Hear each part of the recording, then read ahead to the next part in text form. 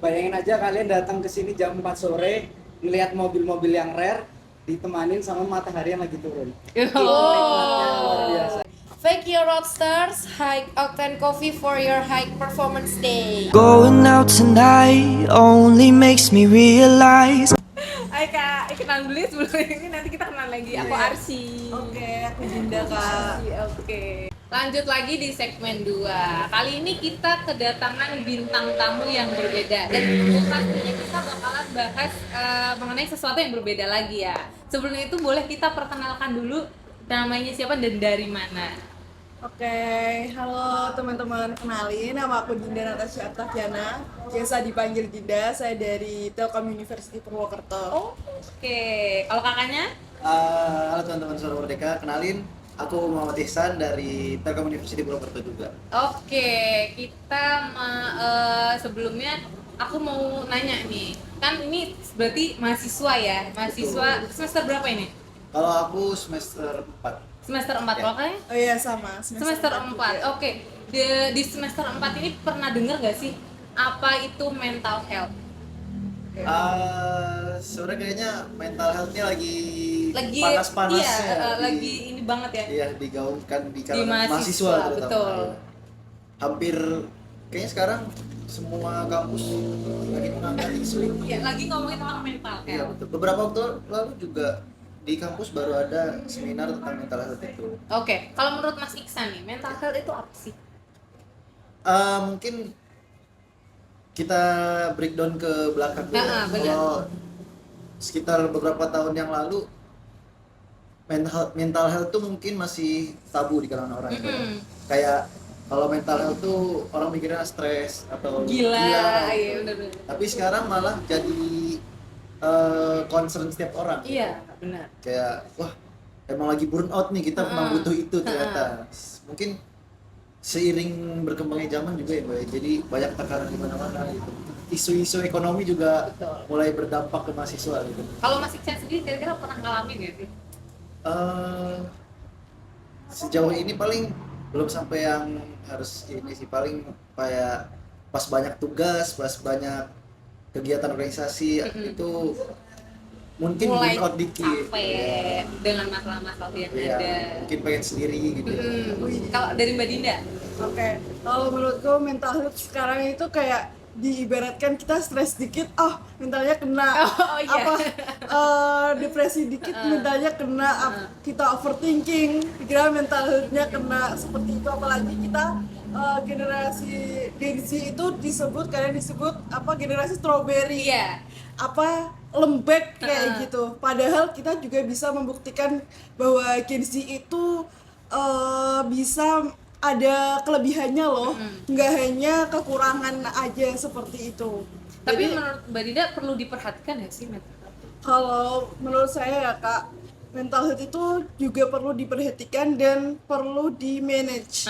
Kita harus kalau semisal kita pusing ya udah kita refreshing aja, kita buat enjoy aja hidup ini, kayak gitu sih kalau menurut aku. Jadi kayak nggak perlu dibawa stres terlalu tinggi, itu nggak perlu kayak gitu. Kalau dari Mbak Dinda sendiri untuk ngadapin mental health itu gimana? Kayak misal capek dengan tugas, capek dengan kegiatan, capek dengan hal-hal yang ngebuat kayak, kayaknya aku butuh sesuatu nih. Ngadepinnya kayak gimana? Oke, kalau dari aku sendiri karena aku suka bertemu dengan orang lain, jadi aku suka keluar, suka ngajak teman-teman untuk ngobrol, sharing gitu, mungkin nongki gitu, atau bisa di sini juga nongkinya nongki, kayak gitu melepaskan ya, penat, kayak gitu. Jadi saya pun nugas itu nggak perlu di dalam kamar yang suntuk kayak gitu, nggak. Aku juga bisa ngerjain tugas produktif di luar juga kayak gitu. Jadi kayak kalau lagi muru ya udah kita keluar aja, bawa santai aja gitu. Kayak gitu yang sih, penting Kak. happy Iya, betul. gitu. Kalau Mas Iksan sendiri? Kalau aku pribadi ya, biasanya justru capek itu karena kebanyakan ketemu orang. Berarti Mas Iksan ini introvert ya? Sebenarnya nggak introvert juga sih, kayak kalau banyak kegiatan kan banyak ketemu orang gitu. Cuman ada suatu ketika mungkin udah capek banget nih, kalau mungkin pengen sendiri dulu, tadi kamar tak keluar tapi sendiri aja gitu. Energi sosialnya Iya. habis gitu. Iya, mungkin kadang gitu. Oke. Terus kira-kira kalau Mas Iksan sendiri pernah nggak ngalamin yang namanya kayak capek banget sama semuanya gitu? Eh, kalau sejauh ini sih masih bisa ke handle ya diri sendiri gitu. Pokoknya kalau dari aku sendiri sih paling nyimbangin antara tugas kuliah dengan kita memang harus keluar cari apa ya, terlepas dari kesibukan lah, terlepas dari kesibukan kita sendiri yang bikin kita kadang suntuk sendiri gitu. Cari suasana baru, Iya, cari suasana main kayak gitu. Terus dia kalau bahas mental health tuh mungkin dari ini kali ya, dari mungkin penting nggak sih dukungan dari temen atau keluarga gitu buat Mbak Dinda deh kalau ngalamin Oke. lagi Kalau- pusing gitu. Iya. Kalau lagi pusing emang bener-bener apa ya, apalagi kita semester 4 itu bener-bener berbeda Kak fasenya. Jadi semester 1, semester 2, semester 3, semester 4 menurut aku tuh berbeda banget. Di antara semester 1 itu aku apa ya istilahnya kayak santai banget, kita bisa chill kesana kemari gitu kayak apa ya, kok gabut banget ya semester 1 gitu. Terus ternyata naik semester iya, tingkat sulitnya makin naik wah, nih gitu. semakin naik, apalagi pertama kali yang terasa itu waktu semester 3 itu sangat-sangat apa ya, apalagi kita semester 3 itu udah masuk ke ranah itu spesifik prodinya. Oh, oke. Iya, seperti itu. Jadi kalau semester 1, semester 2 itu masih umum, matkul umum, ada bahasa Indonesia, bahasa Inggris dan lain-lain kayak gitu, pewarnegaraan. Kalau semester 3, semester 4 itu sudah ke spesifik ilmunya, jadi kita harus benar-benar mikir dan banyak praktikum juga. Itu harus jadi kadang sebelum berangkat itu kita perlu banget minta doa orang tua kayak gitu sih Kak. Apa namanya? Minta doa semoga dilancarkan kuliahnya kayak gitu. Aku sampai segitunya. Masya Allah. Iya. Kalau dari temen nih, penting nggak sih kita tuh sebenarnya curhat ke temen atau bagaimana, itu penting nggak sih Mbak menurut Mbak Dinda? Kalau dari aku curhat ke temen ya, kita harus pandai-pandai memilih-milih juga sih Kak. Kalau temen banyak ya, tapi kalau orang dipercayain untuk itu sedikit cerita kayak itu mungkin 1-2 orang. lingkupnya kecil. Iya, lingkupnya betul. kecil banget. Dan kita saya rasa juga perlu untuk cerita sih. Ya karena dengan cerita kita kan melepas apa ya, beban gitu mungkin ya, dengan cerita kita plong mungkin seperti itu. Tapi ya itu harus benar-benar memilah-milih teman. Ya, kayak gitu. Kalau menurut Mas Iksan penting? Kalau dari aku penting gak penting sih Mas Aldo. Oke, kenapa itu? Karena apa ya, kalau aku pribadi sih kayak lebih banyak overthinkingnya. Kayak misalnya kita cerita ke orang nih, takutnya ntar orang ini orang itu beban. overthinking dengan respon dia gitu. Takutnya respon dia itu nggak sesuai yang kita harapkan gitu, malah kecewa, makin tambah pikiran. Oh iya, betul. Bagus kita ini sendiri, kalau nggak paling cerita ke orang tua gitu. Itu mungkin kalau untuk aku pribadi sih lebih worth it gitu ya Pak. Oh, berarti Mas Iksan termasuk salah satu anak yang dekat sama orang tua ya? Ya, Maksudnya kayak dekat. cerita tuh Ya. oke, kayak gitu. Atau kadang kan kalau aku kan di sini ngontrak sama teman, mungkin ceritanya sama teman kontrakan yang emang udah deket banget gitu, yang sehari-hari tinggal bareng memang gitu. Mungkin aku ceritanya sama temanku yang ini gitu, satu yang bisa dipercaya, paling gitu. Nggak apa ya, nggak sharing ke banyak orang gitu. Itu penting banget sih Mbak itu, karena kan kadang apa ya, kadang ada istilah tembok kampus bercerita gitu kan ya. Kadang bicaranya sama satu orang, tiba-tiba 2-3 orang kedengeran. Iya, betul banget. Jadi betul kata Mas Iksan tadi sih, harus percaya kepada seseorang yang lebih kecil gitu, atau satu orang yang dianggap percaya seperti teman kos kayak gitu. Aku pun kayak gitu. Jadi kita nggak asal cerita ke orang banyak kayak gitu. Berarti mungkin dari Mbak Dinda ada nggak nih tips untuk ngejaga keamanan diri sendiri supaya gak gampang stres, supaya menjalani hari-hari itu lebih semangat dan senyum, tuh kira-kira tipsnya apa sih menurut Mbak Dinda? Waduh, kalau dari aku sendiri ya Kak, kita lebih bersyukur aja. Terus kemudian kita apa ya, jalani apa yang ada sekarang. Jadi kita nggak perlu mikir ke depannya itu akan seperti apa gitu. kalau dari aku apa ya sekarang yang ada dijalanin dulu, memberikan yang terbaik, berusaha yang terbaik, terus minta doa orang tua kayak gitu sih kalau dari aku. Kalau dari Mas Iksan? Tadi kamu mau bertanya?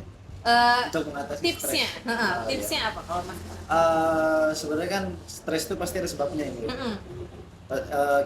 Kalau aku biasanya cari tahu dulu nih apa yang bikin aku tuh stres gitu. Oh oke. Jadi ketika udah tahu kita stresnya karena apa, ya jadi kita bisa tahu juga apa yang harus kita lakukan. Kayak misalnya ternyata karena banyak tugas kuliah atau apa gitu. Itu kembali lagi ke awal kayak ya pertama bersyukur, terus kita juga kayak oh kuliah ini tujuannya buat apa, capek-capek sampai stres ini tujuan kuliah itu buat apa gitu. Jadi kita pas tahu tujuannya mungkin kita bisa relax lagi untuk ngejalanin tahapan-tahapan untuk mencapai tujuan itu gitu. Jadi kayak ya supaya kita relax aja selama. Wow, hebat ya tips dari Mbak Dinda dan Mas Iksan ini buat ngebangun kita nih sebagai generasi muda nggak Iya. apa ya, biar gak gampang stres, biar lebih happy ngejalanin hidup. Karena semua orang itu tidak apa ya berkesempatan untuk kuliah kayak oke. gitu Kak. Jadi kita harus memanfaatkan privilege sebagai kita mahasiswa kayak gitu karena tidak semua orang itu apa ya menjadi mahasiswa kemudian diberi kepercayaan kepada orang tuanya untuk sekolah lebih lanjut Iya. kayak gitu. Jadi kita harus memanfaatkan privilege itu dengan mungkin mengikuti lomba atau memanfaatkan dia sebagai mahasiswa itu seproduktif mungkin dengan mengikuti organisasi seperti itu sih Kak. Berarti buat teman-teman tuh apa ya? Berarti penting ya menjadi mahasiswa atau orang yang produktif supaya nggak overthinking Ya. tadi gitu. Kadang kalau apa ya kita berdiam diri kayak gitu itu malah menambah overthinking. Jadi tambah pikiran. Iya, ya, kayak, tambah pikiran. Jadi "Aduh, kita ngapain harus ya gitu, iya, kok diem aja betul, gitu. betul. Jadi Kadang kita harus di satu saat juga kayak kalau kita ngapa-ngapain kan kayak malah taruh pikiran ya. Nah. Ketika ada kegiatan malah bikin kita lebih ya ngelepas pikiran itu gitu. Jadi ada ini. Ke distract, Ha-ha, ke distract. betul. Ada distraksi Ada untuk- distraksinya sendiri gitu. yang positif tentu. Iya. Iya, pasti- Melakukan pasti kegiatan-kegiatan itu positif. iya, betul. Oke, buat teman-teman mungkin salah satu tipsnya adalah jangan pernah merasa sendiri ya. Iya, betul. Boleh bercerita ke teman-teman terdekat, terus boleh melakukan kegiatan-kegiatan yang merefresh otak supaya kayak oh aku kayaknya harus jalan-jalan nih Iya. gitu untuk sekedar cari angin dan segala macam. Atau Oke. mungkin nongkrong ke sini sudah asik. Iya, Iya, nongkrong di betul. sini juga asik nih Kak. Dengan suasana bengkelnya itu. Iya, iya. Jadi merefresh otak. Kalau misalnya kita nggak ada teman sendiri kan kita masih punya Tuhan, masih. Oh iya, Masya Allah. Oh iya Kita betul. bisa curhat sama Iya. Iya, betul sekali. Ya, itu terpenting ya, Iya, itu part iya. terpenting. Oke. Kalau tadi kita ngebahas tentang pikiran nih, terus kan tadi Mbak Dinda ngebahas tentang apa itu produktivitas gitu, harus produktif ya jadi orang Iya, gitu. betul. Kira-kira sarannya apa nih? Produktifnya harus ngapain sih? Kalau produktif menurut saya itu ya kita bisa mencari apa namanya organisasi yang relevan untuk kita, mungkin kesukaannya apa. Kita misal kalau saya kan suka apa ya berwirausaha ya, Nah. mungkin saya bisa ikut join ke HIPMI PT Telkom University Purwokerto Oh, oke. kayak gitu. Jadi kita nggak harus apa ya murung kayak gitu, itu nggak untuk aku ya. Terus kita juga bisa dagang, cari penghasilan tambahan, terus kita juga bisa freelance. Kalau menurut aku produktif seperti itu sih Kak. Oke, mungkin buat teman-teman yang belum tahu nih, ini Mas Iksan dan Mbak Dinda ini juga merupakan salah satu bagian dari HIPMI. Oke, boleh dijelasin HIPMI itu apa? Oke, jadi HIPMI itu salah satu komunitas organisasi yang ada di kampus. Kalau di kampus itu biasanya kita sebutnya UKM, unit kegiatan mahasiswa. Dan Oke. HIPMI ini satu-satunya organisasi di Telkom yang bergerak di bidang kewirausahaan. Jadi kita tuh mewadahi mahasiswa-mahasiswa yang emang ada minat untuk berwirausaha. Terus kita juga sebenarnya sevisi ya sama Telkom sendiri untuk menjadi entrepreneur kampus di 2028. Makanya kita juga didukung penuh sama pihak kampus untuk melaksanakan kegiatan-kegiatan kewirausahaan. Contohnya apa aja Mas? Yang udah kita laksanain kemarin itu ada seminar kewirausahaan, terus Market Day. Market Day juga Expo UMKM. Jadi di Telkom itu kan ada mata kuliah kewirausahaan. Nah, jadi dari pihak akademik kampus itu bekerjasama dengan HIPMI untuk mewadahi mahasiswa-mahasiswa yang ngambil mata kuliah kewirausahaan ini. Jadi mereka ada praktek pitching, kita yang ngejuriin. Mereka ada mau jualan di expo, kita yang bikin acaranya gitu. Oh, oke. Jadi kita yang mewadahi. Mewadahi mahasiswa-mahasiswa Telkom yang ingin berwirausaha. Iya, betul. Oke. Contohnya apa jadi usahanya, produknya? Oh, Nah, itu produknya. FNB kalau di kampus tuh. Oh, Karena oh. mungkin paling gampang ya di kalangan Iya. mahasiswa tuh. Untuk menggait mahasiswa-mahasiswa Iya. itu sendiri tadi ya. Mengatur HIPMI itu sendiri gimana? Pertama kalau aku melihat kebutuhan di lingkungan Telkom sendiri dulu. Kayak sekarang di Telkom ini butuhnya apa gitu. Karena kalau aku lihat di Telkom itu banyak mahasiswa yang punya ide.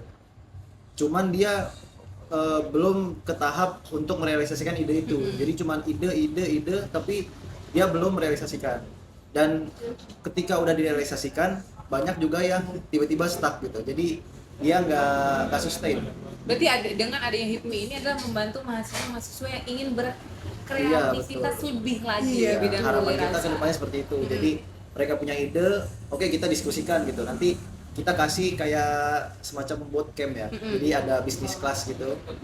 Nah, kita juga ada kurikulumnya untuk mahasiswa ini. Jadi kita ajarin mulai dari pembentukan BMC, terus RAP, anggaran, rencana anggaran, terus gimana caranya menarik investor. Itu kita udah ada kurikulumnya untuk dijelasin semua ke mereka, begini loh caranya. Jadi ide mereka tuh nggak sia-sia, cuma begitu aja gitu, bisa dimanfaatkan, dijalankan, dan kalau bisa sampai sustain lah gitu, sampai benar-benar jadi bisnis yang besar gitu. Oke. Kalau dari Mbak Dina sama Mas Iksan sendiri, kira-kira ada nggak sih kesulitan mengatur HIPMI itu sendiri? Kalau kesulitan mungkin ini ya, karena kita semua mahasiswa, jadi kita nggak bisa nyatuin semua jadwal mahasiswa, karena nanti pas ada kegiatan ini, oh ternyata dia lagi ada kelas gitu. Jadi sulitnya itu untuk ngumpulin semua mahasiswa di satu waktu gitu. Pasti ada aja yang nggak bisa. Iya. Terus mungkin dia ada kegiatan lain yang mungkin di sana nggak bisa ditinggalkan. Itu sebenarnya menjadi tantangan saat ini untuk menjalankan HIPMI ini gitu. Apalagi kita dari berbeda-beda prodi, Kak. Jadi di Telkom itu ada 14 prodi. Oh, iya, betul. Banyak Jadi ya. meskipun apa ya, kalau dari saya kan dari teknik logistik Ah. kebetulan, kalau dari Tung Isan kan dari bisnis digital. Ah, Jadi oke. apa ya, meskipun HIPMI itu tidak hanya dari bisnis, jurusan bisnis gitu, Jurusan lain bukan. pun bisa Iya, masuk, jurusan lain pun bisa masuk seperti teknik biomedis, kemudian teknik informatika. Jadi itu kadang kita menyesuaikan jadwalnya itu sangat sulit gitu, karena kan beda jadwal, beda apa namanya kegiatan juga kayak gitu. Jadi kadang satu mahasiswa pun mengikuti berbagai UKM kayak gitu. Jadi tantangannya itu sih, Kak. Untuk SDM-nya kalau dari Telkom saya rasa apa ya, Berapa termasuk persen nih? unggul juga sih. Berarti dari 14 prodi tadi lumayan banyak ya Lumayan yang banyak. berkeinginan untuk Iya, betul. untuk Iya. join ke HIPMI ini. Iya, betul. Dan di Telkom ini kebanyakan mahasiswanya juga aktif-aktif sih, jadi senang ikut ke sana, senang ikut ke sini gitu loh. Jadi kita susah juga ngatur dia untuk mau kemana gitu. Oke. Mungkin dari Mas Iksan sendiri nih, ada nggak sih kayak mungkin mau disampaikan di kamera gitu untuk mahasiswa Telkom yang ingin join, caranya gimana sih? Oh ya, buat teman-teman dari Telkom yang mau ikut HIPMI, sebenarnya HIPMI itu terbuka untuk seluruh mahasiswa Telkom ya. Jadi kalau misalnya kita share lagi ada kegiatan dan seminar, itu ikut aja, nggak terbatas untuk siapapun, terutama teman-teman yang tertarik untuk belajar bisnis. Itu kita juga udah buat kurikulumnya untuk teman-teman itu nanti belajar bisnis dari nol sampai jadi bisnis beneran gitu. Oke. Gitu. Jadi Mbak Dina sendiri mengajak mahasiswa ini gimana sih? Oh, kalau dari aku mungkin karena banyak kenalan juga ya Kak. Jadi setiap ditanya kamu ikut apa di Iya. HIPMI, keseruan HIPMI apa, jadi saya bagikan keseruan-keseruan HIPMI, jadi mereka kayak tertarik gitu. Meskipun kadang mereka itu bukan dari anggota HIPMI, tapi saya ajak join pun nggak apa-apa, kita welcome aja gitu. Berarti Jadi buat masyarakat buat mahasiswa Telkom ini wajib ya, kalau bisa ikut HIPMI ikut. iya, setiap ada acara HIPMI ikuti saja teman-teman, kayak gitu. Jadi stay tune di IG HIPMI. Karena banyak banget kegiatan-kegiatan di situ. Iya, Iya, lumayan betul. banyak. Karena kan kita juga apa ya, selain berorganisasi juga pasti mencari cuan untuk ya namanya mahasiswa kan pasti ada aja yang pengen dapat uang sendiri Oh gitu, ya, uang lebih. ya. Iya, benar. Kan bisa belajar bisnis terus direalisasikan bisnisnya gitu. Biar nggak cuma ide aja, kan saya yang udah punya ide Iya, tapi nggak benar. direalisasiin. Sayang banget kalau cuma punya ide tapi stuck di situ Iya, aja. stuck di ide doang. Berarti penting ya untuk mahasiswa muda untuk berkreativitas itu Iya, penting menurut Mas. penting banget, apalagi kampus pun sangat mendukung kita untuk berwirausaha kayak gitu Kak. Jadi ada kampus pun kayak menyelenggarakan acara untuk kita itu didorong untuk berwirausaha, kayak seperti tadi Market Day. Itu kan kayak kampus itu mendorong mahasiswa itu untuk berwirausaha, meskipun kemarin Market Day itu hanya 2 hari aja, itu pun saya rasa marketnya itu juga udah tinggi ya tuh, kayak gitu. Karena mereka pun dagang juga laris gitu di kampus, kayak apa, belum saatnya pulang dagangannya udah habis kayak gitu. Jadi kan saya rasa apa ya, marketnya itu tinggi untuk F&B ya, terutama kalau di kampus kayak gitu sih Kak. Berarti ini terfokus di F&B aja atau gimana? Enggak Sebenarnya juga. semua Oke. nggak tahu kenapa mayoritas mahasiswa tuh Ambilnya cenderung F&B. F&B kan, Iya. mungkin yang paling gampang ya. Nah, Iya. dari segi produksi juga mungkin menurut mereka gampang gitu. Padahal mungkin di F&B juga nggak segampang yang mereka pikirkan. Iya, benar. Gitu. Karena kan banyak juga kita lihat di area Baju Mas saja, kayak usaha-usaha F&B yang sepi, bahkan yang akhirnya tutup. Gitu. Nah, tergantung ide dan kreativitas mereka gimana supaya bisnis mereka tuh Bisa sustain, sustain. lanjut Iya. terus. Untuk jualan sendiri itu di mana? Di area kampus saja atau gimana? Biasanya kalau sekarang PO sih. Oh oke, berarti mahasiswa-mahasiswa Pre-order itu gitu. ngebuat open PO Iya, kebanyakan seperti itu. yang di-share ke mahasiswa Iya. lain. Iya betul. Oke, menarik banget ya. Jadi untuk menarik mahasiswa untuk lebih pandai memanfaatkan waktu luangnya di sela-sela kegiatan kampus untuk kayak ayo nih apa yang harus aku bikin nih Iya, supaya aku betul. gak gabut gitu. Nah, Supaya iya. gabutku nih bukan cuman diem doang tapi Iya. menghasilkan uang. Betul. Tuh. Tapi sebelumnya disclaimer ini kita berorganisasi itu bukan sebagai sebuah IO yang cuma melaksanakan kegiatan-kegiatan, tapi kita juga emang benar-benar belajar jalannya gitu. Karena kan kayak sekarang itu mahasiswa banyak yang mikir ngapain sih organisasi gitu ya, nggak ada manfaatnya. Bahkan ada juga mahasiswa yang mikir bahwa organisasi itu sebagai sebuah IO karena dia cuma melaksanakan gede-gedean bikin acara Iya, kayak tanpa ngeliat ngegedein terus udah selesai. Iya, kita nggak tahu outputnya apa, gitu, tujuan dari acara itu apa, manfaatnya apa, gitu. Kan banyak yang gitu. Makanya kita disclaimer untuk HIPMI ini sebenarnya bukan cuma nggak Cuma acara gede-gedean doang terus udah ya. Iya, bukan sebagai IO lah ini. Iya. Kita tempat belajar di organisasi ini gitu. Dan bertukar relasi sih sebenarnya. Iya. Karena kan relasi kita ke pengusaha-pengusaha juga. Gitu. Betul. Ya apalagi di Banyumas itu HIPMI BPC-nya cukup aktif. Apalagi kalau kita diajak untuk juguran kayak gitu. Jadi kita itu harus bisa memanfaatkan peluangnya. Kalau diajak juguran ya udah kita datang dengan HIPMI BPC, kita belajar dengan beliau yang Tukar sudah pikiran, ahli ya, ya, benar-benar. bertukar pikiran bagaimana bagusnya. Bahkan saya sampai dibantu untuk dibuatkan BPOM, kemudian dibuatkan kemarin untuk agar berlabel kayak gitu usahanya ya. Itu bisa kita komunikasikan dengan IPBPC yang lebih senior daripada kita. Mungkin nggak kayak hanya cuma gitu. dijual tapi mungkin diberikan nama gitu Iya, ya. betul kayak Oke. gitu. Jadi HIPMI itu jaringannya cukup luas, Luas. kayak gitu. Jadi harus dimanfaatkan apabila apa kita udah terjaring ke Jawa Tengah juga ya, Tum. Jadi apa ya, ada perkumpulan HIPMI PT se-Jawa Tengah. Kebetulan Tumisan kemarin juga habis rapat ketum se-Jawa Tengah kayak gitu.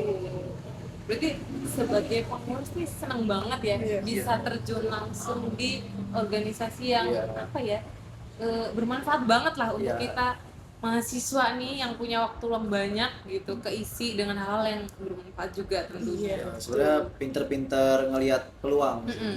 Ketika ada peluang, diambil gitu. Jadi kita jangan kan mungkin masa-masa perkuliahan ini mungkin masih masa-masa transisi orang ya, dari yang tadinya remaja menuju ke dewasa. Dewasa, betul. Yang tadinya lingkungannya SMA ya masih banyak main-main. Iya, mungkin. sekarang lingkupnya lebih besar. Iya, dan tujuan setelah lulus kuliahnya kan kerja Mau kemana? gitu. Iya.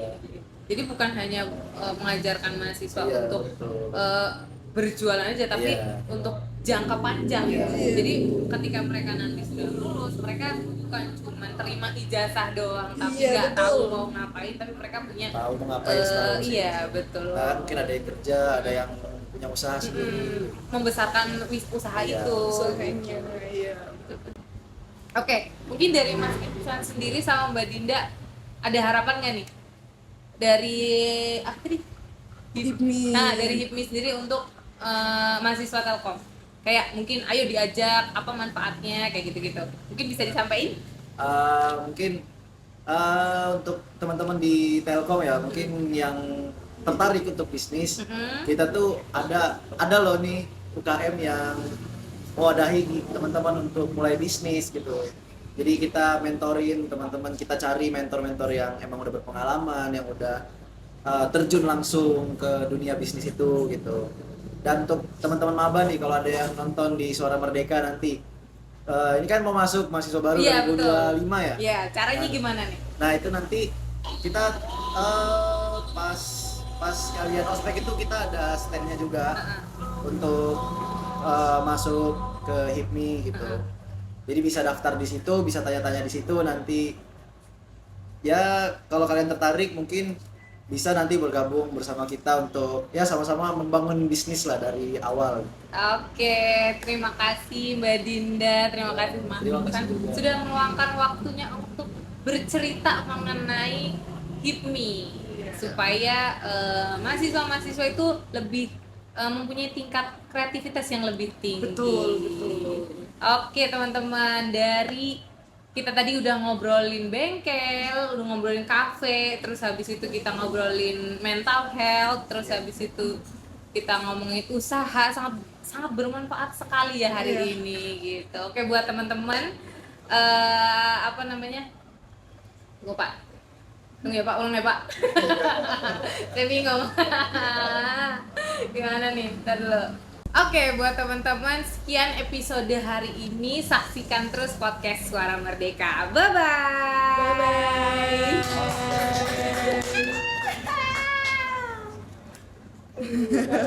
Makasih ya Kak.